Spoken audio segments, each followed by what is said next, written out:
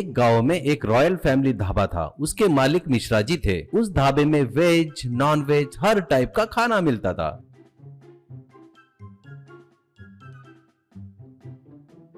और वो मिश्रा जी की पत्नी बनाती थी।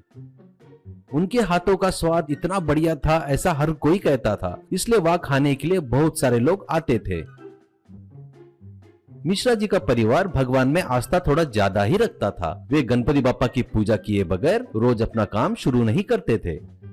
अगर उनके यहाँ कोई पंडित या जोशी लोग आते थे तो उनका आदर सत्कार करके ही भेजते थे।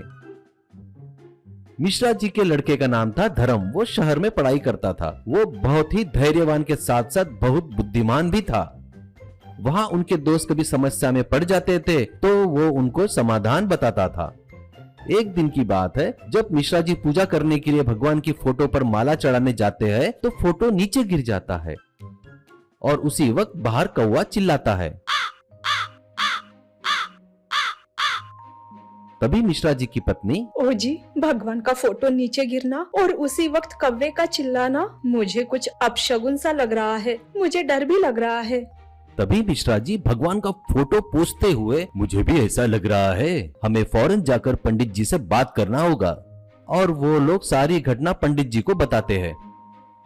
पंडित जी के पास जो लोग भी जाते हैं वो हमेशा उनकी जन्म कुंडली पंडित जी के पास होती है। इनकी बात सुनकर पंडित जी मिश्रा जी की जन्म कुंडली निकाल कर पढ़ते हैं और कुछ हिसाब लगाते हैं और कहते हैं, पंडित जी, मिश्रा जी, अगले 2 महीने में आपको और आपके परिवार में भारी नुकसान होने वाला है, आप पर भारी आफत आने वाली है, ऐसा कहते हैं। मिश्रा जी, क्या सच में ऐसा होगा पंडित जी? मेरा व्यापार तो अभी बढ़िया चल रहा है, इसका कोई उपाय तो बताइए। पंडित जी, जो आफत आने वाली है वो तो आएगी ही, क्योंकि आपकी ग्रह स्थिति ठीक नहीं है। ये तकलीफें ज्यादा दिन तक नहीं रहेगी, फिर भी 6 महीने तक आपको तकलीफ झेलनी पड़ेगी।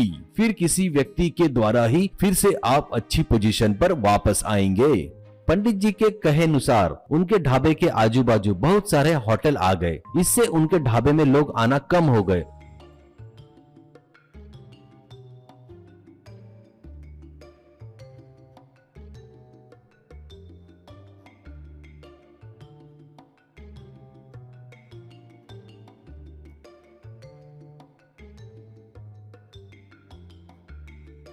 कम हो गए मतलब किसी किसी दिन तो एक ग्राहक भी नहीं आता था। ये देख मिश्रा जी, अरे यार, पंडित जी बोले थे वो बुरे दिन शुरू हो गए हैं लगता है, अब हम कुछ नहीं कर सकते, ऐसा अपनी पत्नी से कहता है।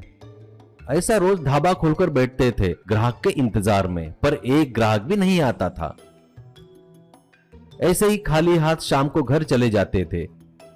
ऐसे ही 6 महीने बीत गए। अब धर्म अपनी पढ़ाई पूरी करके घर आ गया था।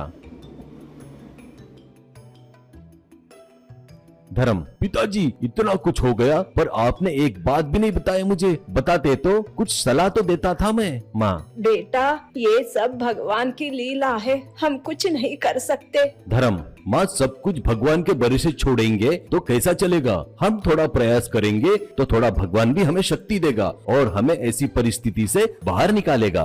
पिताजी, तो बेटा अभी हमें क्या करना चाहिए? धर्म, पिताजी, हमारे ढाबे को फैमिली ढाबा नाम रखे, लेकिन कभी पूरा परिवार बैठकर खाना नहीं खाया वहाँ पर। अब हम एक काम करेंगे, अब हम ऐसा काम करेंगे पूरा परिवार खाना खाए, ऐसी चीज करना होगा जो सभी लोग बैठकर खाए। वैसे भी लगता है इस ढाबे को सभी लोग भूल गए हैं, बस उन लोगों को याद दिलाएंगे। इसके लिए मेरे पास एक प्लान है। अगले हफ्ते गणेश चतुर्थी है ना, तभी मेरा प्लान अमल में लाता हूँ। अब गणेश चतुर्थी के दिन एक बहुत बड़ा समोसा बनाकर मंडप में लाता है। उसे सभी आश्चर्यता से देख रहे थे। मिश्रा जी वो समोसा गणेश जी को समर्पित करते हैं। उस समोसे की बोली लगती है। एक आदमी वो समोसा 50,000 रुपए में खरीदता है। फिर वो समोसा वहां आए भक्तजन सभी खाते हैं और सभी समोसे के टेस्ट पर फिदा हो जाते हैं। तब से वहां आए लोग मिश्रा जी के ढाबे के बारे में और उनके बड़े समोसे के बारे में बात करते हैं। फिर से लोग ढाबे में आने लगते हैं। कुछ फैमिली भी आने लगती है। वहां उन्हें बड़ा समोसा, बड़ा डोसा,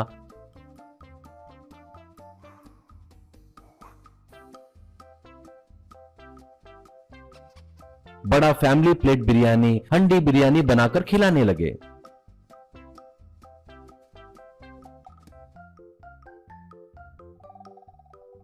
वो खाकर लोग तारीफ करने लगे। तब से वो लोग काफी बिजी हो गए।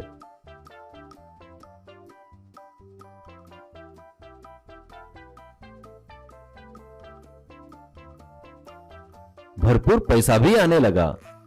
कुछ दिन बाद धर्म को एक बड़े कंपनी में जॉब मिलती है और वो जाने के लिए निकलते वक्त मिश्रा जी, बेटा हमें पंडित जी ने बताया था तुम्हारे बुरे वक्त पर एक व्यक्ति काम आएगा और इन बुरी परिस्थितियों से तुम्हें बाहर निकालेगा, ऐसा बोले मुझे। बेटा तुम वही व्यक्ति हो। धर्म, ठीक है पिताजी, आप जैसा सोचो वैसा, पर मैंने एक बेटे के नाते मेरा फर्ज पूरा किया है। पिताजी ड्यूटी पर जा रहा हूँ, आशीर्वाद दीजिए। ऐसा करके उनका आशीर्वाद लेता है और अपने ड्यूटी पे चला जाता है।